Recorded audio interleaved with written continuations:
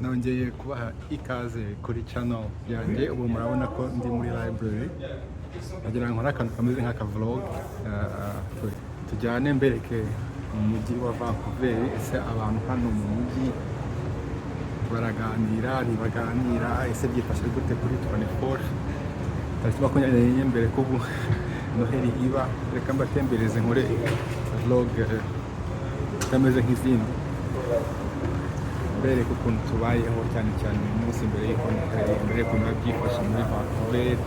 Urabona ko mvuye muri library niho hantu mba ndi cyane, ni ahantu ngiye gufite startup, aka company kanjye kajyanye n'ibintu by'ubukerarugendo, ni ahantu mba ndi. Ubu ndumva bibaye isanga hafi ahubwo kandebe. Okay, happy holidays. Ndumva abibaye hafi saa saba ubu ngubu. Akazi ntabwo kajya gahagarara ngo ndabatembereza. Ubwo turi muri library, ukuntu bayubatse ni heza cyane, bakurikije Colosseum yo muri Italia. Ukuntu bayubatse ino nyubako ni byiza cyane, donc inspiration yavuye muri Italia.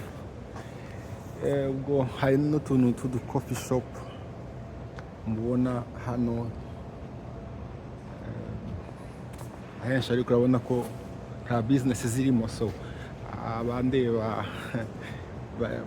bifuza gufungura business, dore murabona ko hari ahantu henshi mwakorera, ariko namwe mwaza mukareba ko it's empty. Okay, katubatembereze. Aho ndasohotse inyubako. Vancouver hatandukanye nk'ahandi muri Canada. Niba mwabonye video yanjye nakoze nimo kubabwira nicaye hanze, ndayishyiramo link. Ntabwo hano harimo kugwa snow, harimo kugwa snow, harira snow wita ngo ikinyarwanda. Nimumbwire muri comment. Bon, ubu ndi mu mujyi, ntabwo ndi mu mujyi rwagati, kuko umujyi wacu ntabwo navuga ko ari munini cyane, ariko ntabwo ari nka umujyi munini hano muri Montreal. Montreal ni nini cyane. Bon, ubwo rero se duhereherera, ndabereka umujyi, turatemberana. Bimwe video biraba ndende, ntabwo imeze nk'izindi, nakora nk'aka vlog ukuntu, ntabwo ari just ibiganiro. Nize ko muyireba mugakora comment niba muyikunze cyane. Ubwo nzabereka n'ahandi, ariko mbere na mbere reka ndi gufata akantu kameze nk'aka lunch, ko saa saba ziri hafi, ndumva nshonje. Umuntu ararya icyaka. Hano hari coffee shop kuri ya nyubako nyine library. Urabona ukuntu hose baba barahubatse, ni ibintu byiza. Burya igihugu cyatembe, ntabwo uyu mwaka bayubatse, ariko imaze igihe muri za 90 se cyangwa muri 80. Nabyo ndabireba, niko nakoze homework. Okay,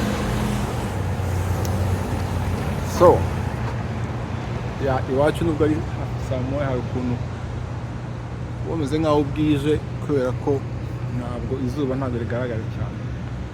So bon, sijya kubereka nje gufata lunch koko. Oya, nibizaza nyuma ngo ndimo kureba. Urabona ko ahantu henshi hafunze, ariko rero reka tugende tube twiyoreye lunch. Ngo ndagana hari imbere, umuntu yatabona nuko amaresitora menshi arafunze. Amaresitora menshi arafunze nkuko mubibona. Haya yitwa Dante n'ahandi, ubwo ahandi hahora hafunguye buri munsi, ndabona hafunze. Ubwo rero abantu barimo kwitegura Noheli.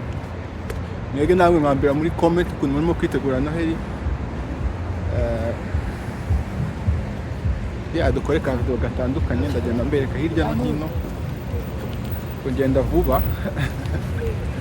Murabona ko se kubona abantu bose batishimye kandi noheli irimo kuza byifashe gute. Ndabona abantu bose bari serious hano, ariko ni ibisanzwe.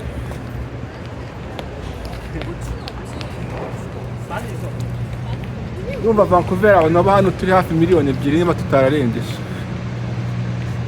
Bavuga ni nyine Vancouver, mba ndimo kuvuga izindi neighborhood, indabyo. Ugomba kumenya nuko gukodesha hano ushaka gufungura amaduka, tuno tuzu tw'amaduka bahora bafungura utundi kuko birahenda. Ariye gukodesha nk'ahantu nk'akazu, nabonye muri Tim Hortons naho nakore ka video namugenda muyirebe.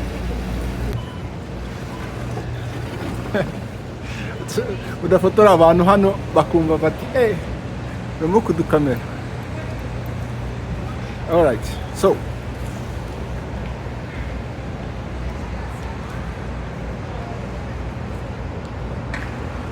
ngiye kureba ahantu nafata karanje hari imbere. Urabona ko umujyi bari bangonzaho. Hano tugira imihanda y'amagare, si Kigali hano bafunguye imihanda y'amagare. Hano bakunda amagare yabo men. Hari imihanda isanzwe, akaba n'imihanda y'amagare hariya. So kubera abantu rero babajyanye inzu za Dutaffe zabo, iriya mihanda bayigendamo cyane.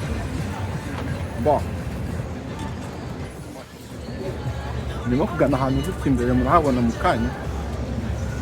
Hari abantu kuri noheli bajya guhaha ibintu inyuma.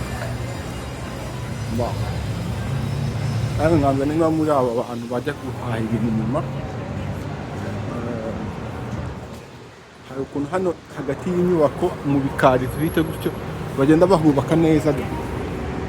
Kandi mu bantu benshi urabona hano ndimo guca igikari, ariko kugira ngo naho hase neza ugomba kuba hashyize nakwita nk'utu-lantern, udutara. So that's kind of nice.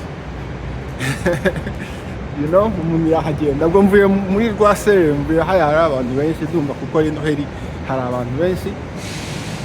Turakomeza tugendane. Nafashe decision yuko ndiko gufata aka hot dog. Yendi kigana abanyabona hot dog.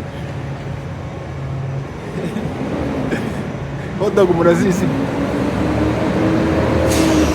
Ari gushaka hot dog. So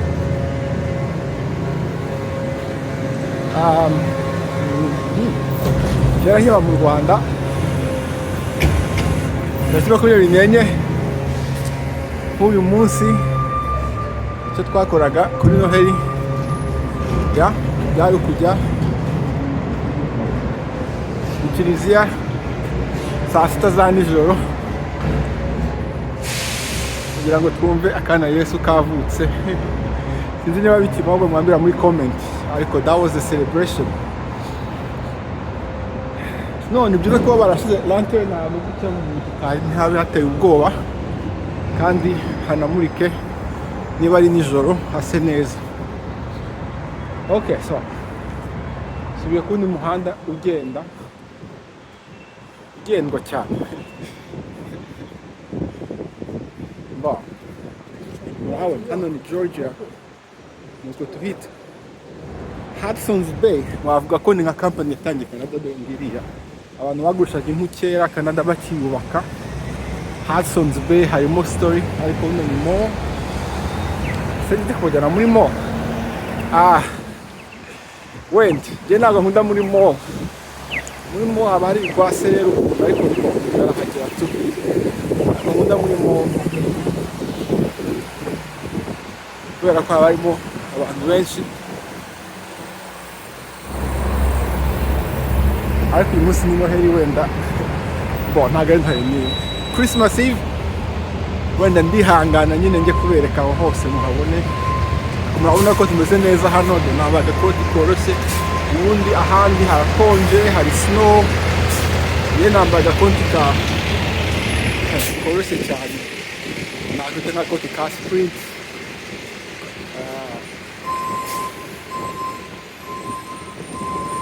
Kuko ntabwo hakonje nk'ahandi muri Canada, navuga yuko muri Vancouver cyane cyane mu mujyi, kuko ufashe imodoka ukagenda nko mu 3 hano hari ahandi wagenda ugahita ubona iki, ubona ko hano ntabwo hari abantu benshi.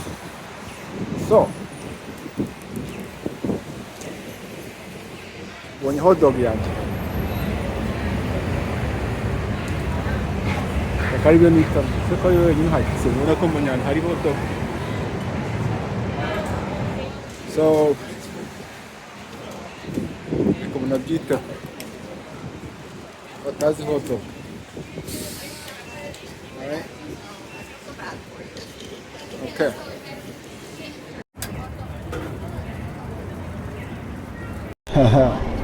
Alright, reka tugure hot dog, man. With cash or card, sir? I'm gonna pay with card. Okay. Card. So I'm just gonna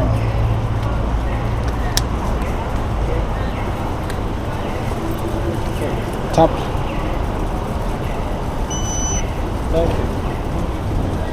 Kwishyura hot dog.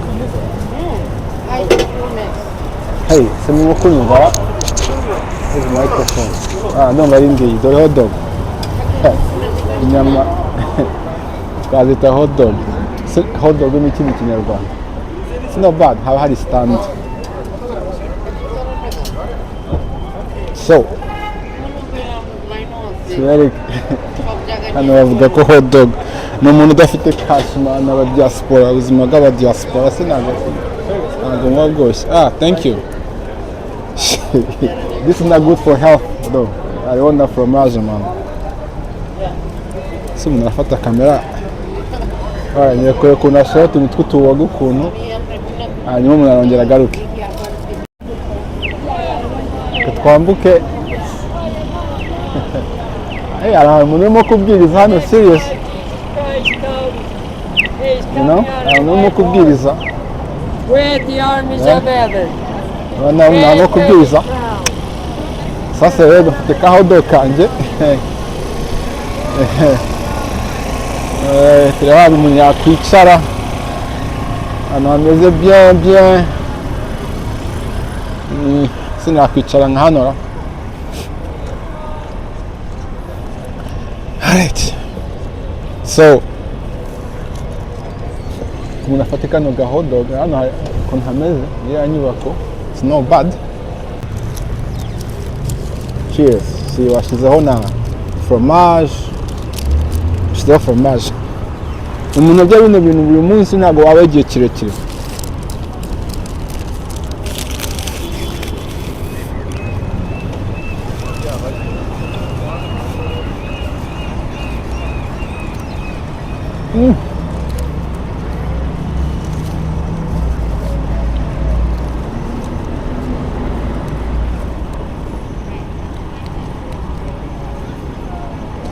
Kera ubukungu bumeze neza. Ino hot dog yari nk'amadolari 5. None imaze kuba amadolari 8.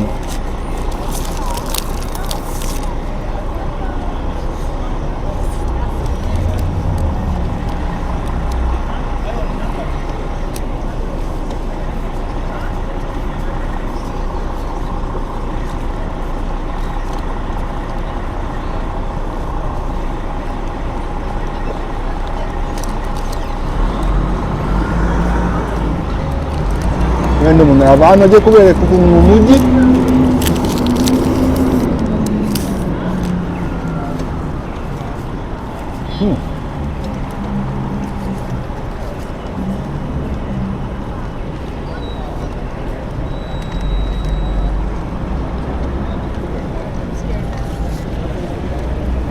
ukuntu byifashe muri mall iri imbere yanjye. Barimo kwifotoza abakunzi hariya. ntabwo nzi ukuntu bimeze iwanyu ariko hari abantu bagiye guhaha ibintu last minute.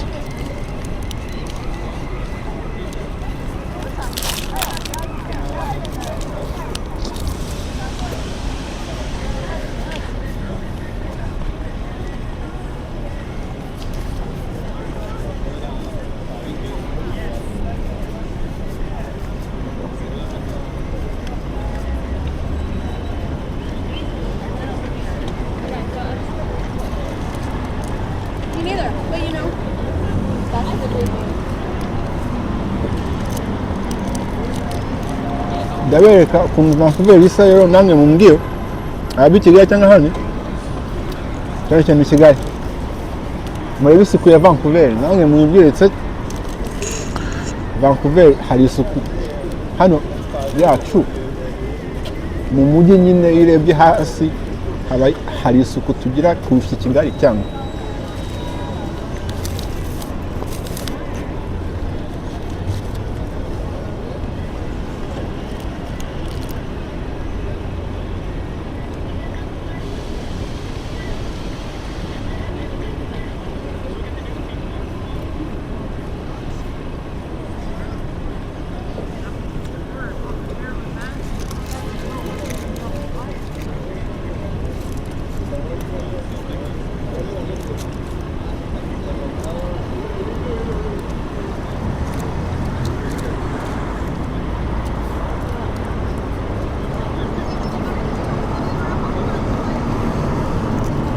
Bon, dukomeze tubereke Vancouver. Turi kumwe ndagarutse mfite ka pose ariko murebe ino mo abantu barimo guhaha namwe mwagiye guhahira abantu banyu nimumbwire kabisa mushire muri comments. Ahantu ndakunda ni muri mo, so abankurikira rero mumenye ko mbakoreye umuti ahantu hajya njya ahantu nirinda kujya ni muri mo aya maduka seko na komise nsohoka hari akantu kahindutse ariko ndasubira inyuma buriya kuko nkaho mise nsohokera ahandi kareka nsubira inyuma nanone nayobyera ninjiriye hafi yaho, so hari abantu benshi ariko si bangombwe bakora last minute shopping mureba bano bantu. So Pacific Center niyo musanga mu mujyi rwagati hano muri Vancouver. Namwe mwambira muri comment Kigali barimo kubaka inzovu mo munde hano bantu ni benshi Michael Coles mbere hano abantu bose ni benshi hano bantu nimumbaza atabirabura bari he ntabwo turi benshi hano ntimumbaze ariko turi muri Vancouver downtown nuko umuntu yabivuga mbereke kabisa kano kantu naka vlog naga special ahubwo njye kureba n'ahantu santari ahubwo nawe tumusuhuze ashaka kureba santa se food court turajya hose nubwo ndajya kuri mall cyane ndahasobanukiwe ndabyumva my goodness. So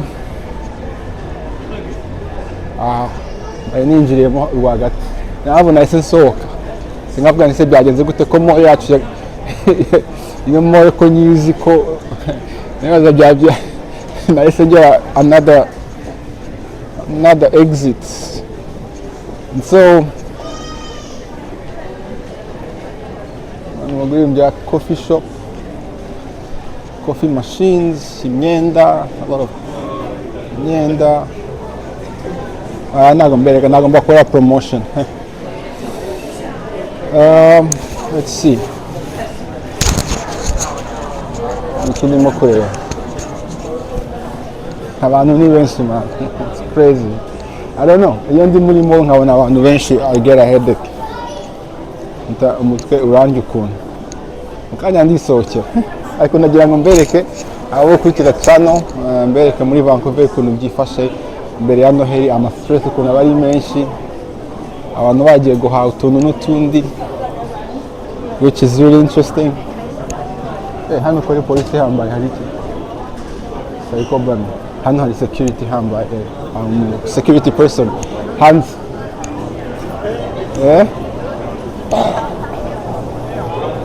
harimo wiki Kigali. So hano muri food court,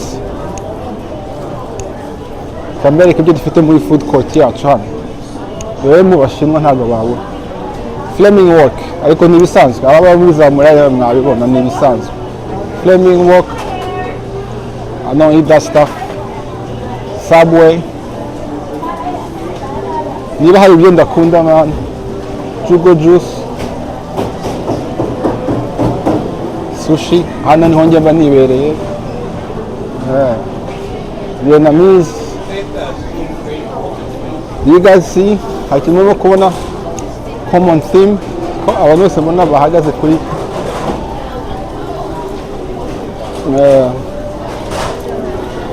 New York fries. Abantu bose niho bibereye man. Thai Express, ushaka kugura amaloto, Japanese taco, hano hari muri bubble tea. Sorry, nagarutse ntabwo nakomeje gukora video muri mall nk'uko mwabonye, nahise nyihagarika kuko security yaje iravuga ati muri mall narindimo Pacific Center ngo ntabwo byemerewe yuko dufotora. Nanjye birantunguye, ariko ahantu tuba muri Vancouver hari igihe bavuga ibintu nk'ibyo ngibyo bitumvikana. So narimo kubaza abangurikira mu Cyongereza, we need to find out more. Ariko bumagaze ahantu hari Labre de Noël bakoze, look at that. Hano hakaba ari kuri Art Gallery, nkaho ndakunda cyane abakunda ibintu bya Art Gallery muri Vancouver. Ino ni hoteli nayo nziza cyane, Hotel Georgia yo hazi ibyamamare. Mwatubwira niba hano ariho nuza yaraye ibyamamare byacu byo mu Rwanda, nimujya aho muraba muri izi hoteli nzavuga ko mwahageze pe. Until then guys, not yet. Ntabwo mwahagera. Ako ndumiwe pe, ntabwo ngo twemeye gukamera muri mall, nubwo kamera yanjye yarimo kunyereka njyewe jyenyine, ariko ahantu tuba nyine muri Vancouver ntawamenya niba ari anyway, ko yenda kose ndamenya amakuru nicyo nkunda gukora, ndashaka amakuru. Ariko twagarutse reka tubereke mu mujyi ubwo Christmas Eve, ubu tubereke dukore kamera. Hano hari Ferris wheel. Ferris wheel, sinyanya muri ibi bintu njyewe. Bino bya Ferris wheel, iyo twatembeye muri Disneyland ntabwo njya muri Ferris wheel. Abashaka donuts, at least unako bino ntabwo biri prime, ntabwo bihora hano. Ubundi hano haba hari just space imbere ya Art Gallery, ariko urabona ko bashize utuntu kugira ngo family zize zitembera ababo. Bino bintu abihashize mu minsi mikuru ya Noheli, ntabwo ari ibintu bihoraho. Nuko navuga reka tubatembereze muri Vancouver, nuko ndumbiwe ntabwo byemeye gukamera, ariko hari ka video nafashe muri kureba bagakurikira kaza mbere ya kano.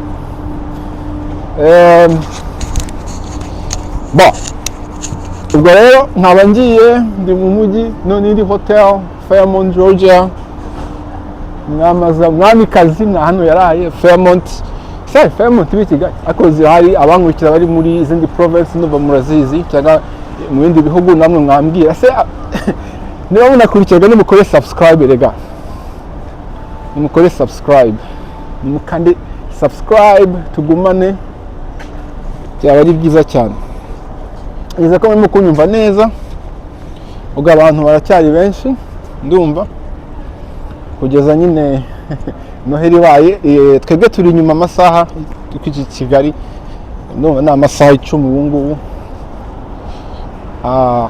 So kubera hano rero dutuye muri west, ni ukuvuga ngo umunsi wacu urangira akenshi nyuma y'abandi, ni twebwe. Hanyuma ahandi hatangiye kwira nyine no muri Canada, ngo muri Quebec mutangiye kujya namwe murimo hatangiye kwira, se uno ni nka saa 12 muri Quebec, none ari saa 9. So hano ariko hano bwira nyuma y'ahandi nyine muri Canada, hano niho bwira nyuma, niyo mpamvu nko kubuna n'ibikurikira nyuma. So murabona hano ni Vancouver Art Gallery, ni inyubako nziza. Art Gallery nyine ahantu hari those arts, right? Sinzi mu kinyarwanda se mwavuga ko those art gallery. Ariko naho mufite Kigali hahandi hari car free, natwe turayigira. Dore ngiyi Robson, hano natwe ntabwo kari zemerewe kuhagenda.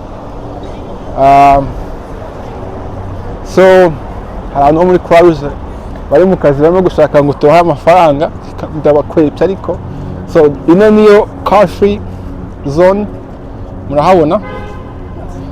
Ahubwo njye kureka akantu keza, ahubwo hari abantu barimo gukora, ndabereka ntabwo mbabwira, mukomeze murebe namwe, amatsiko ndayabara turayamara nyuma. Ino niyo car free yacu murayibona.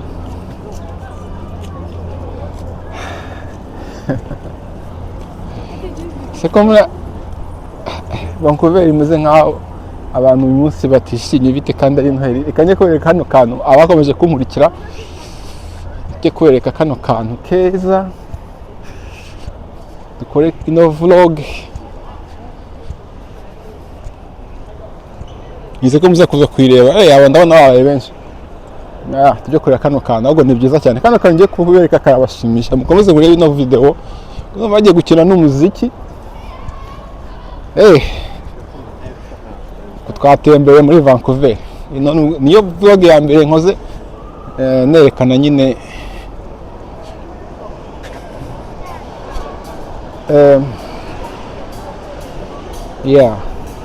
umva n'umuziki utangiye kuza.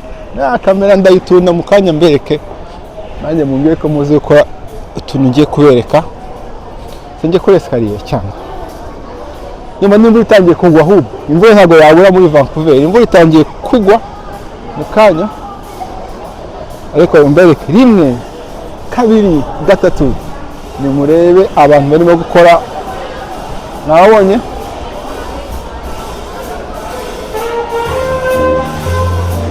amane kubakinira umuziki.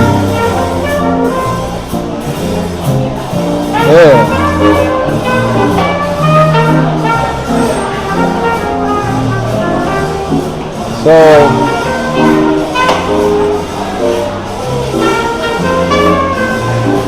that's what we call skiing.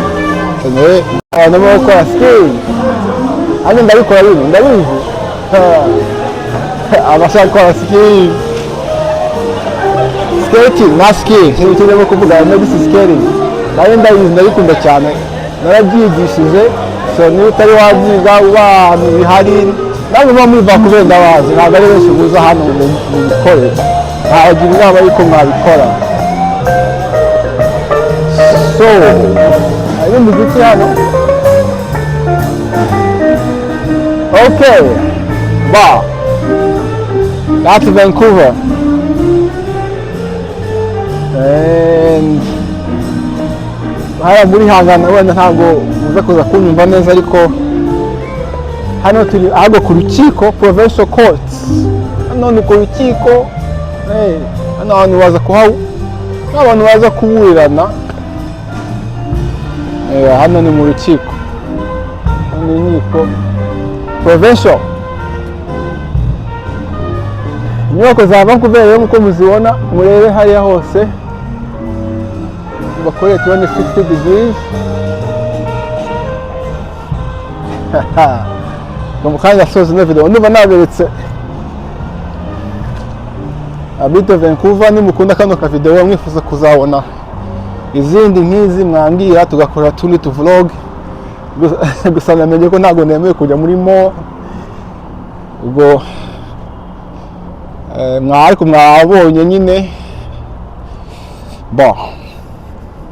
nabyo turashaka amakuru tuvuge ukuntu byifashe.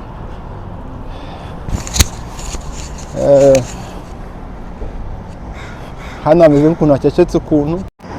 Ubwo tugikomeza rero ndabereka ahantu nakwita nko muri entertainment district, ahantu abantu baza gutaramira. Hano mu mijyi myinshi muri Canada hano dutaramira haba ari nk'ahantu hamwe hari utubari twinshi, niba ni Kigali nyenda ni kimwe, abangukira bari mu Rwanda se wenda nuko nabyita nyine entertainment district ya Vancouver. Naho turebe hanyuma nimukunda ino video cyane munyabereka ahandi n'ahandi turi mu mihanda, ntabwo ahantu hacecetse, ndabereka aho gakeya. Hanyuma yes, utangiye kwira nubwo ari saa 8 hafi n'igice, uko utangiye kwira ntabwo nanahagera, ariko ubwo turahagana, utangiye kwira. Murebe Vancouver ni saa 8 hafi n'igice zo ku manywa, ntabwo saa 8 za 2 AM za mu gitondo, ariko utangiye kwira nyine nuko biba bimeze.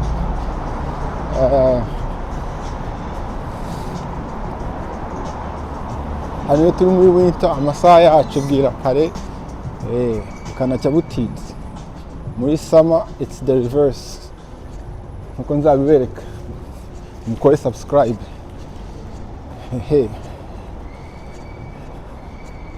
Kore subscribe. Ndumva muri Vancouver, muri Canada yose twebwe buno saa 8. Yes, kare navuze ko ari saa 9, ariko ndebye isaha nsanga cyari saa 8. Haracyari kare.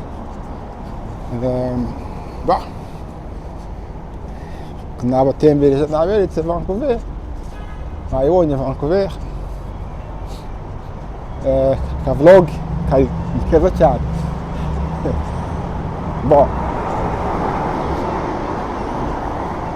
Building isa zifite ibiti bya Noheli mo ndani, Christmas trees. So nabyo ni byiza. Hano habaye abantu benshi.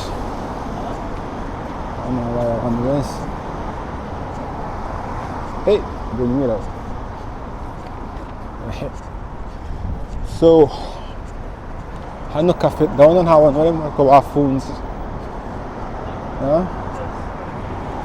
So katukabide tugende mbereke maybe one block ahantu bita kuri Granville Street. Aba muri Vancouver murahazi. Hano rero it's legal, yuko abantu bafata twita zaza cyangwa urumogi, Canabis biremewe. So hari amashopu menshi kuva babyemera ahantu bajya kugura Canabis, harahari urugendo ukinjiramo ukabagura icyo wifuza 19+. N'amashopu arahari cyane kuva babigira legal bagiye bayafungura. It's a big business, amashopu ya Canabis ni arahari cyane. So tugeze kuri Granville Street. Yes, none abantu bongera babe benshi, bagiye bakaje hano nijoro. Ubundi ntabwo hamye kugenda imodoka ari hano.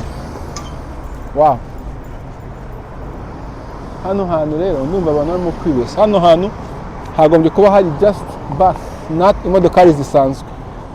So sinzi ukuntu bimeze, kuko ntabwo imodoka zemerewe hano, ariko ziri ku muhanda. So utuntu tw'utubarira hano turahari twinshi, kuko abantu baza kurya shows nk'uko muvuga Kigali. So ugasanga hari utuntu tw'utubari twinshi. Hey, what's up? Umuntu aransuhuje, ntabwo biba muri Vancouver. Akabari hari utubari tu. So urubyiruko, the young people, iyo baje nyine nta waba ari do n'utubari na hariya. Hano ni inyubako nshyashya, ariko kera hari club, kera nkiri umusore. Ko hano ni akabari nanone. Bameze nk'aho bafunze ukuntu. Hano ni akaresitora nyine. Ubona ko turi kuri entertainment district. Hano ari ino block gusa, ukomeje ukagenda ukagera hariya hose wabibona.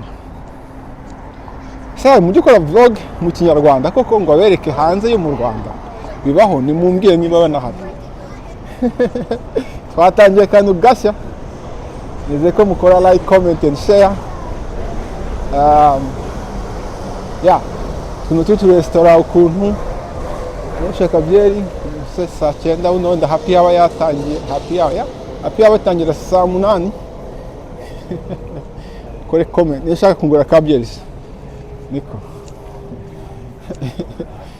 muyashire muri momo se, hano nta momo, hano naho kavo my favorite. Hano muri kavo ushaka kungura byeri niho twahurira niba muri Vancouver. Hano harafunze si ukuntu ntago umeze neza, ntago ari hose, ukanakomeza ukagera hariya mu bandi bantu. It's busy, ntago njya mu bantu benshi ariko nagira ngo mbereke. Turasoza kano ka vlog mu kanya. Bon, niba mwakunze kano ka vlog kabereka umujyi Entertainment District, ntago habura of course McD's, Popeyes, nyine bya biryo nyine bya kugabanya ubuzima bwawe nuko nabivuga. Longevity iyo yari byinshi ugatangira kugabanya iby'imitima n'iki. McD's. So nuko byari bimeze kano ka vlog.